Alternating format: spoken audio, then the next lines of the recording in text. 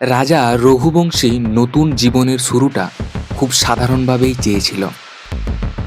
একটা বিয়ে, একটা ভ্রমণ আর শান্ত একটা ভবিষ্যৎ। কিন্তু সে জানতো না যে এই যাত্রাটা তাকে শুধু পাহাড়ের দিকে নয়, ধীরে ধীরে মৃত্যুর দিকেও নিয়ে যাচ্ছে। রাজা রঘুবংশী এবং সোনাম রঘুবংশী মধ্যপ্রদেশের ইন্দোর নামক শহরের এক নতুন বিবাহিত দম্পতি হানিমুনের সময় নিখোঁজ হয়ে যায়। সেই দম্পতিকে সেই দিনেই লাস্ট দেখা গিয়েছিল চেরাপুঞ্জির সোহরা নামক একটা জায়গায়। কিন্তু তার ঠিক 10 দিন পরে জুন 2, 2025 এই সময়ে এমন একটা ঘটনা ঘটল যেটা শোনার পর আপনার মনে হতে পারে এটা কিভাবে সম্ভব। 2রা জুন 2025 রাজার পচা দেহ পাওয়া যায় সোহরাওয়ে সাউডাং জলপ্রপাতের মধ্যে। তার এই অস্বাভাবিক মৃত্যুটিকে সন্দেহভাজনের জন্য মেঘালয় পুলিশ এটিকে বিশেষ দলের হাতে দিয়ে দেয়। কিন্তু এই কেসের একটু ভেতরে ঢুকতেই একটা আলাদা ড্রামাটিক মোড় নিয়ে আসে, যখন জানতে পারা যায় এই সব কিছুর পেছনে লুকিয়ে আছে তার স্ত্রী Sonam Raghuvanshi. Welcome back to the new episode. My name is Suman. Let's uncover a dark chapter of reality. This is not a fiction. This is a case study. Today's case is the honeymoon murder case 2025 in Meghalaya.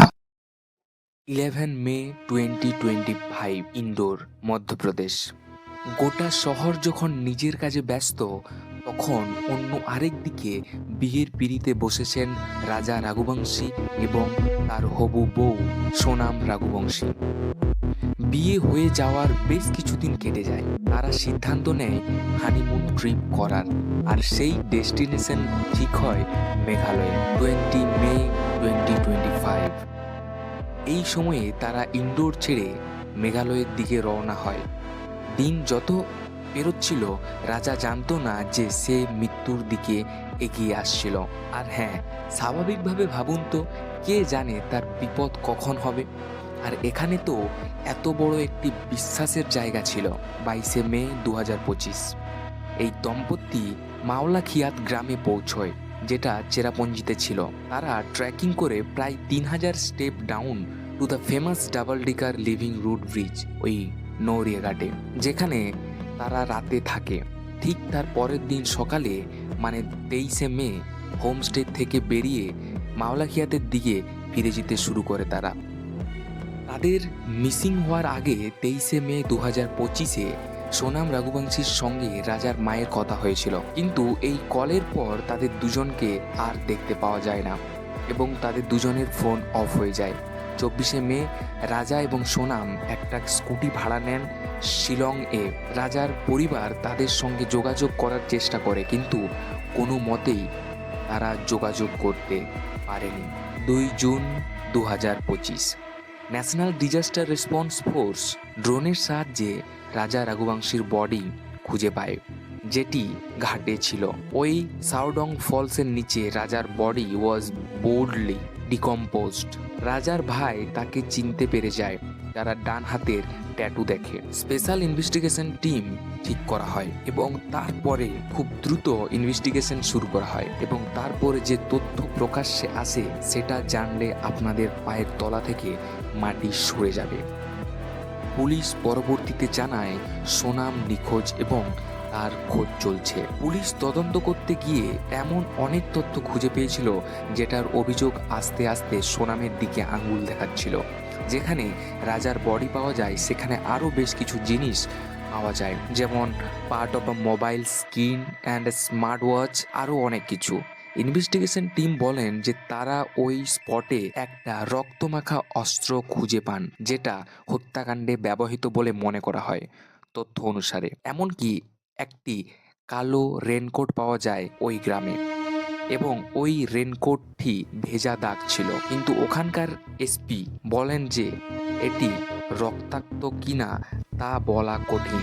এর জন্য forensic test দরকার। রাজার পরিবার তার মৃত্যুর কারণ জানতে চায় এবং রাজার ভাই এভিন রঘুবংশী ডিমান্ড করেন যে এই কেসটা যেন সিবিআইয়ের হাতে হ্যান্ডওভার করা হয়। পরিবার জানায় যে সোনাম এবং রাজা গোল্ড পরেছিল, যেমন রিংস, চেন, ব্রেসলেট আরও ইত্যাদি। কিন্তু সেগুলো রাজার বডি যখন রিকভার করা হয় তখন সেই কিচ্ছুই ছিল না সেগুলোর মধ্যে। মেঘালয়ের চিফ মিনিস্টার কনরাড সাংমা এই ঘটনার সম্পর্কে বলেন যে জনসাধারণকে আশ্বস্ত করেন রাজ্য সরকার পুলিশ ইনভেস্টিগেশনের পূর্ণ সমর্থন দিচ্ছে। 6 জুন 2025 একজন স্থানীয় গাইড দাবি করে 23 মে অর্থাৎ নিখোঁজের দিন ওয়েং সাউডং ভিউ পয়েন্টের কাছে সে রাজা এবং সোনামকে 3 জন অজ্ঞাত ব্যক্তির সাথে দেখেছিল। যদিও এই কেসটা আমরা এই ভিডিওতে পুরোপুরি কভার করছি না, আরও কিছু তথ্য সামনে আসলে আমি আপনাদের কাছে এই কেসটা তুলে ধরব। বিয়ের পর দুজন মানুষের জীবন নাকি নতুনভাবে শুরু হয়। একসাথে ঘুম ভাঙা, একসাথে ভবিষ্যতের স্বপ্ন দেখা। সমাজ আমাদের শিখিয়েছে বিয়ে মানে নিরাপত্তা, বিশ্বাস আর স্থায়ী একটা আশ্রয়। হানিমুন শব্দটা তাই শুধু ভ্রমণ নয়, এটা দুজন মানুষের সম্পর্কের প্রথম পরীক্ষা। কিন্তু প্রশ্নটা থেকে যায় এখানে, যদি সেই হানিমুনেই শেষ হয়ে যায় প্রশ্নচিহ্ন? যদি যে মানুষটাকে সবচেয়ে নিরাপদ ভেবেছিল সেই মানুষটাই পাশেই সবচেয়ে বড় ভয়টা লুকিয়ে থাকে? আমি এখানে কাউকে দোষী বলছি না, কিন্তু একটা প্রশ্ন রয়েই যায়, সম্পর্কের শুরুতে আমরা কতটা সত্যি মানুষটা বা মানুষটিকে চিনতে পারি? আপনার কি মতামত কমেন্টে জানান, কারণ এই প্রশ্নের উত্তর হয়তো অনেক কিছুর দিকেই আঙ্গুল তুলতে পারে। ধন্যবাদ, দেখা হচ্ছে নতুন একটা কেসে।